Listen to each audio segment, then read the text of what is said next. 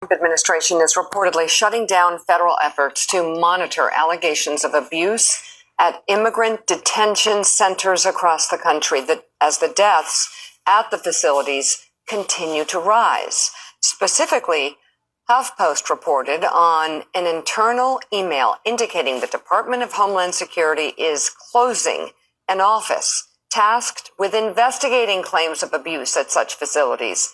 MS Now has not independently seen that internal email. The report reveals that the Trump administration blamed congressional budgeting for the office's closure. In a statement to HuffPost, a DHS agency spokesperson wrote, quote, DHS did not shut down the Office of Immigration Detention Ombudsman. Congress did. The House passed the DHS appropriations bill without objection, and it was signed into law last week. HuffPost reports that as of earlier this year, a record 73,000 people were being held in immigration detention centers. Last year, more than 30 people died in ICE custody, making it the deadliest year for ICE detainees since 2004. And so far this year, ICE has reported 18 deaths in custody, marking an even deadlier pace so far. The Trump administration. I want to give all praise and glory to Yahweh Bahasham, Yahweh Shai Bahasham Ha Rakakwadash. Double honors to our apostle elders that rule Great Millstone Wow and which teach Israel the truth, which taught me the truth. And shalom to the hopeful elect of the nation of Israel, Wa Abba Babal. So this shows you that the wicked, the so-called white race, they're moving in the spirit of Cain. All right, Cain murdered his brother, all right, and he hid his body. So it says in Genesis 4, verse 8, and Cain talked with Abel his brother, and it came to pass when they were in the field that Cain rose up against Abel his brother and slew him. And Yahweh said unto Cain, where is Abel thy brother? And he said, I know not. Am I my brother's keeper? Let's get that in the NLT. It says, afterward the Lord Yahweh asked Cain, where is your brother? Where is Abel? He answered, I don't know. Cain responded, am I my brother's guardian? See, so they're moving in the spirit of Cain, all right, against the Israelite, and they're not going to receive no mercy because they show no mercy. It says in Romans 9, verse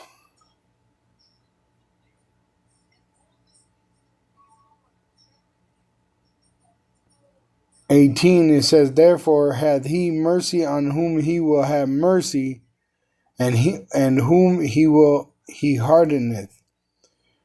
Thou wilt say then unto me, why doth he yet find fault? For who hath resisted his will?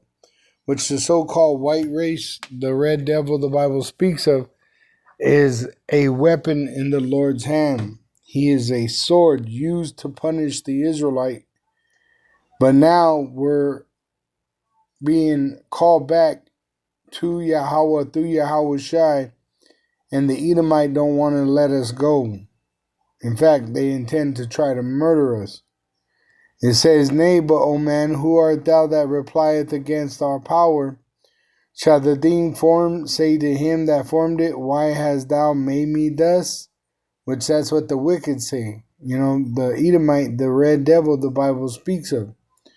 Had not the potter power over the clay? So Yahweh and his son Yahweh Shai, right? They chose the Israelites and they hate the Edomites. It tells you that up in Romans 9 verse 11. For the sons Esau and Jacob, being not yet born, which they were Cain and Abel. Cain came back as Esau and Abel came back as Jacob. Neither having done any good or evil, that the purpose of our power according to election might stand, not of works, but of him that calleth, which he calleth the Israelites, not the Edomites. It was said unto her, the elder, the Edom, the Esau, the father of Edom, shall serve the younger, Jacob, whose name was changed to Israel, which he is the forefather of the Israelites. As it is written, Jacob have I loved, but Esau have I hated. That's why the so-called Negro, Latino, and Native American Indian are considered the most merciful people, because really we're the ones that are going to receive mercy. The Edomites, the so-called white race, they have no mercy to show because they receive no mercy. All right. So jumping down to verse 21, it says, had not the potter, Yahweh, through his son Yahushai, power over the clay of the same lump out of Isaac, to make one vessel unto honor, which is Jacob, and another unto dishonor, Esau?